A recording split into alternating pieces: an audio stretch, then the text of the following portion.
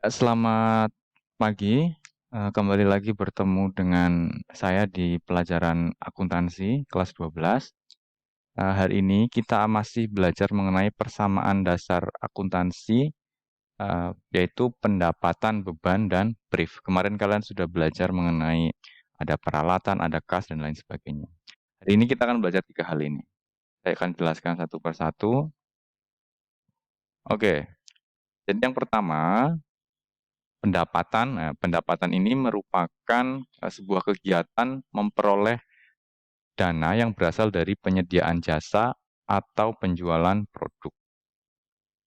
Misalkan kalau laundry ya berarti dia dapat pendapatannya dari mencuci pakaian, kemudian kalau usaha salon berarti dia dari memotong rambut atau keramas. Lalu konveksi dia jasa menjahit pakaian. Jadi itulah karena pada bab ini kita akan belajar usaha perusahaan jasa dulu. Jadi ini pendapatan, jelas ya. Kemudian kalau kita kaitkan ke persamaan dasar akuntansi, kan kemarin saya sudah katakan ada 3 elemen dasar yaitu harta, utang, dan juga modal. Kita bahas yang pendapatan dulu, misalkan pada tanggal 18 Januari 2020, PT Ibadah kita memperoleh pendapatan senilai 3 juta rupiah dari penyewaan alat atau dekorasi pernikahan. Jadi PT Ibadah kita dia dapat pendapatan karena sudah menyewakan alat atau dekorasi pernikahan ke pelanggan. Berarti dia dapat uang. Nah, gimana cara mencatatnya? Jadi di sini ada 2 elemen yang terpengaruh, yaitu harta dan juga pendapatan. Kalau diminta untuk membuat persamaan dasarnya, berarti harta bertambah dan juga modal bertambah. Kenapa modal? Karena di dalam 3 persamaan dasar ini kan tidak ada elemen pendapatan, jadi pendapatannya itu ditampung di modal. Karena pendapatan itu akan menambah modal. Jadi persamaan dasar akuntansinya yaitu yang pertama harta bertambah senilai 3 juta karena dia dapat uang 3 juta. Lalu modalnya juga bertambah senilai 3 juta. Penambahan modal 3 juta ini merupakan pendapatan yang dia terima. Karena dalam akuntansi setidaknya ada 2 elemen yang terpengaruh. Jelas ya? Kita lanjutkan. Kita belajar mengenai ini, biaya atau beban. Jadi biaya atau beban itu sama ya. Jadi biaya itu merupakan kegiatan menggunakan dana dalam rangka menghasilkan produk atau jasa. Jadi sesuatu yang timbul karena kita sudah menggunakan itu dinamakan sebagai biaya. Misalkan kita sudah memakai listrik itu 1 bulan, kemudian di akhir bulan kita bayar listriknya, berarti akan memunculkan yang namanya biaya listrik. Ada juga di sini biaya gaji. Misalkan sebuah perusahaan dia punya karyawan, kemudian karyawan itu bekerja selama 1 bulan, di akhir bulan perusahaan wajib membayar yang namanya gaji. Lah, ini namanya biaya gaji. Karena kita sudah menggunakan tenaga dari karyawan itu untuk bekerja. Jadi akan memunculkan yang namanya biaya gaji. Ada juga biaya air, biaya telepon, dan lain sebagainya. Inilah dinamakan biaya. Atau dinamakan juga pengorbanan yang dilakukan untuk menghasilkan produk. Kita lanjutkan.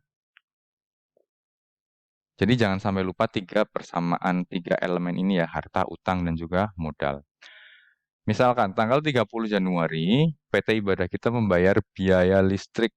Ya, ada kata-kata di sini membayar biaya listrik bulan Januari senilai 1.500.000.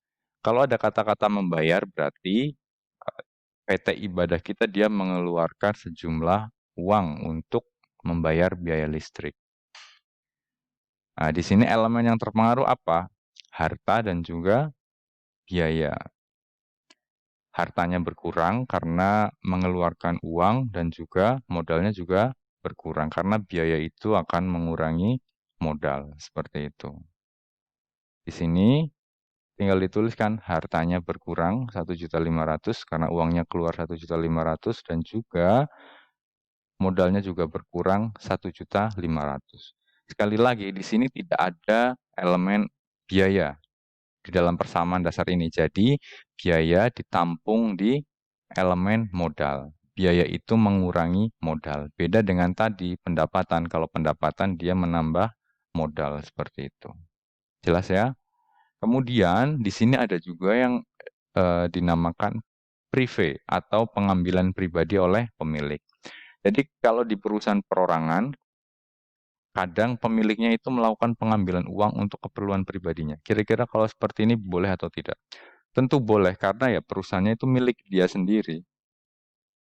Jadi kalau ada pemilik yang ngambil uang di perusahaannya sendiri ya nggak masalah. Itu dinamakan sebagai prive atau pengambilan pribadi, dan ini boleh. Lalu dicatatnya gimana? Nah, misalkan di sini, tanggal 1 Februari, Nyonya Amanah mengambil uang tunai senilai 500.000. Jadi, Nyonya Amanah ini dia yang punya perusahaan. Terus pada tanggal 1 dia ambil uang di perusahaan senilai 500.000. Di sini elemen yang terpengaruh ya otomatis harta perusahaan jadi berkurang. Ya, dan juga di sini ada elemen yang terpengaruh ada harta dan juga prive. Persamaan dasarnya itu hartanya berkurang karena uangnya sudah diambil sama Nyonya Amanah 500.000 dan juga modalnya berkurang. Karena kalau prive itu juga akan mengurangi modal, sama dengan biaya tadi. Sekali lagi di dalam persamaan besar ini tidak ada elemen prive. Jadi prive itu ditampung di elemen modal, yaitu modalnya berkurang kalau ada prive. Lalu persamaan dasarnya, hartanya berkurang 500.000, uangnya berkurang, dan juga modalnya berkurang 500.000, yaitu dari prive-nya Nyonya Amanah. Kemudian, ini ada latihan, silakan dikerjakan di buku kalian. Kerjakan di buku kalian, kemudian difoto, nanti tautan untuk mengunggah pekerjaan kalian akan saya kirimkan di grup.